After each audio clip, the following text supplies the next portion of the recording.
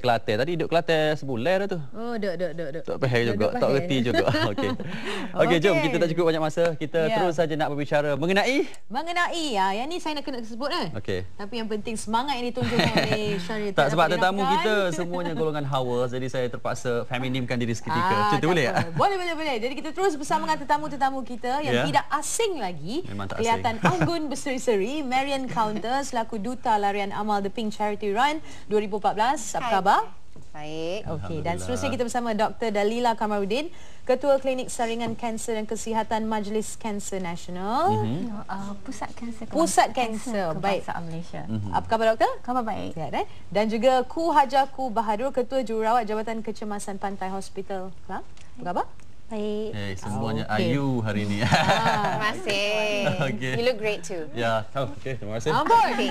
Terus semangat. Okey, jom. Baik, kita nak cerita tentang Pink Charity Run, larian amal ni, tapi kaitannya juga tentang kanser payudara, pengesanan awal dan sebagainya. Jadi kita nak mulakan terlebih dahulu. Sebelum kita nak bercerita dengan lebih lanjut lagi, kita juga nak bertanya kepada Marian sendiri sebagai duta dan peranan Marian sepanjang charity, The Pink Charity Run ataupun secara keseluruhan dan kanser payudara. My main peranan saya untuk meningkatkan kesedaran orang ramai terhadap kanser payudara. So melalui media sosial, interview dengan Surat Khabar Magazine in Malaysia, and interview macam kat sini hari ini, and also I will be running 28 September this Sunday untuk Pink Charity Run. I've been training and also just untuk meningkatkan kesedaran itu peranan yang sangat penting for me.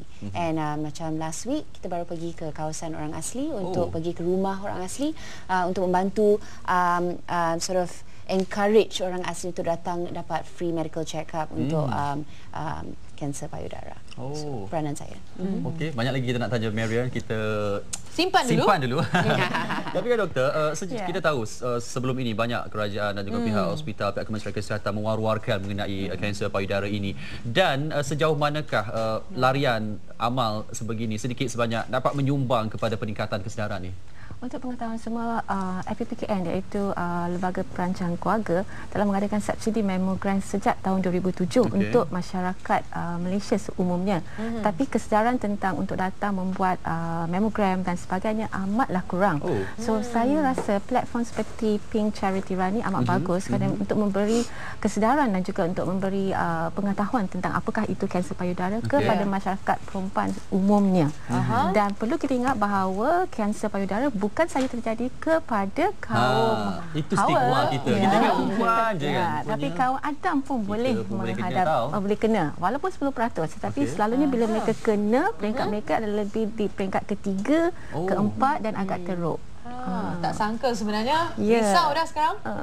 Okey, kalau lelaki, Ku Hajar ni ketua jururawat tapi muda lagi. Ku Hajar, kalau lelaki lah kan, mungkin pemeriksaannya bagaimana? Sama juga. Okey. Jadi ini yang kita nak kongsikan sebenarnya bersama anda yang sedang menonton. Kita nak berikan anda pendedahan bagaimana anda boleh melakukan pemeriksaan awal ataupun di mana saja anda berada, di rumah atau di mana-mana. Jadi kita teruskan. Demokannya. Demokan saja. Okey. Alright. Selalunya dia ada dua cara untuk memeriksa lah. Sama ada you berdiri atau baring. Tapi untuk saiz yang lebih agak besar, kita suggestkan untuk baring lah. Untuk cover semua surface yang dapat. Dengan satu tangan di bahagian belakang. Bila keadaan baring saya cara bahagian baring lah. Letakkan satu tangan di bahagian kepala belakang dan satu bantal kecil di bahagian bahu. Gunakan 3 jari. Kita mulakan daripada bahagian ketiak di bahagian sini.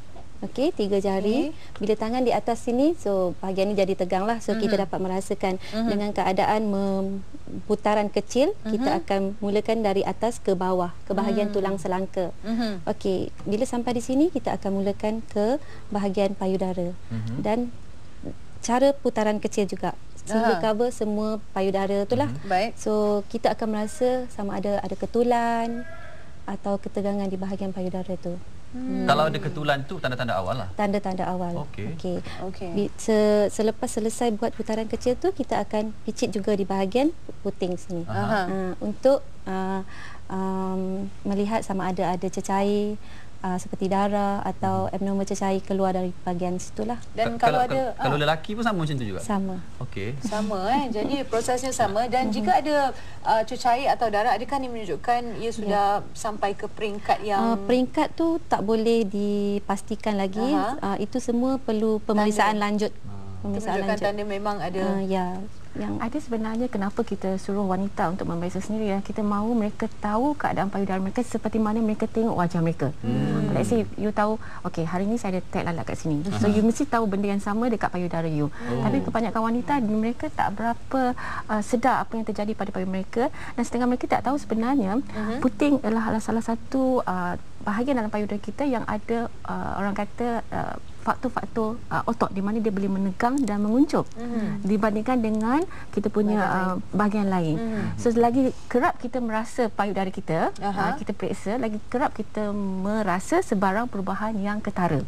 Itu idea sebenarnya. Tapi penting juga suami-suami pun perlu ambil tahu, sebab kadang-kadang kalau isteri tak sempat ke apa ke kan, suami boleh bantu memberitahu. Tetapi memang kebanyakannya suami yang lebih. Suami yang lebih. Tu dia, suami kena lebih peka sikit juga. Kadang-kadang isteri bukan apa, sibuk kan, macam jaga anak, jaga ni, jaga tu. Saya faham. Jadi berbalik pada Marian sendiri, bagaimana Marian melihat ini sebagai satu platform yang terbaik, Marian sebagai seorang artis terlibat dalam aktiviti seperti ini untuk terus mempromosikan kehidupan sihat kan, dan aktiviti-aktiviti positif seperti ini?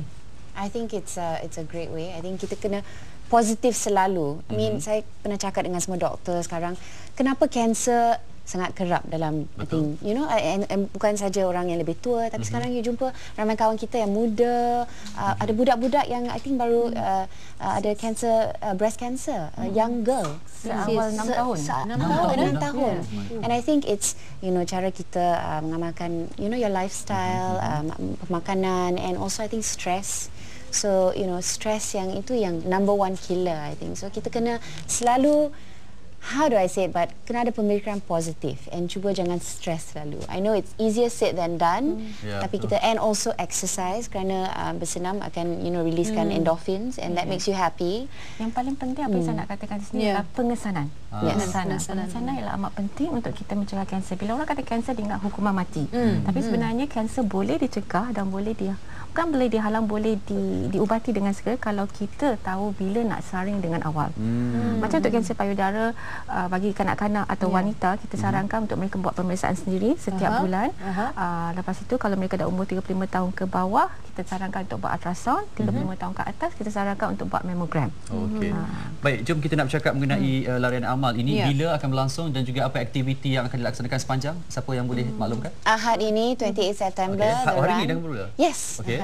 So datang beramai-ramai, ada booth kat situ. Yes, for free check-up. Sama lagi. What else? Banyak sangat aktiviti. Banyak sangat aktiviti. So kalau you tak lari pun, you boleh datang just untuk belajar lebih tentang kanser payudara. Ini tidak perlu mendaftar apa, just walk in. Untuk run kena daftar. Kita semua dah daftar. Ya, mesti daftar. Pada mereka yang belum berdaftar, boleh datang pada pagi tu ke atau dah ditutup? Dah tutup dah. Alamak. Tazni baru nak datang. Tapi boleh datang tengok the next run you boleh. Bermula training sekarang and next year kita akan sign you up lepas ni. Okay, alright. 2 host ni akan lari next. Tapi yang berlari nanti Marian akan berlari sekali dengan suami I. Okay, bagus. Every day kita training kat rumah. Okay. Kalau tak kat gym, kat rumah kita lari, because I mean it's healthy. It's a great way. So suami dengan I dan kata, okay, kalau saya slow sikit, you kena tunggu I ya. But yeah, so this Sunday kita akan lari. Okay, jadi mungkin ada Waja sendiri ada kata-kata untuk semua wanita di luar sana. Jangan lupa untuk buat pemeriksaan payudara anda regularly. Itu saja. Di hospital Pantai sendiri, adakah kes ini serius ke? Pantai hospital kan? Kita sentiasa ada. Sentiasa ada, tapi macam saya bekerja di bahagian kecemasan. Selalunya selepas bila dah sakit datang, selalunya kita refer kepada bahagian doktor sakit puan. So selepas tu kita dah tak pasti, tapi saya rasa memang ada. Kami pula di Pusat Saringan Kanser Kebangsaan Malaysia setiap minggu mesti ada kes, dan next week kita akan buat biopsi. Doktor ada tak statistik? Kadang-kadang kalau kita cakap angka nombor ni lagi kita takutnya. Satu dalam 20 orang wanita akan kena kanser payudara sepanjang hayat. Akan kena.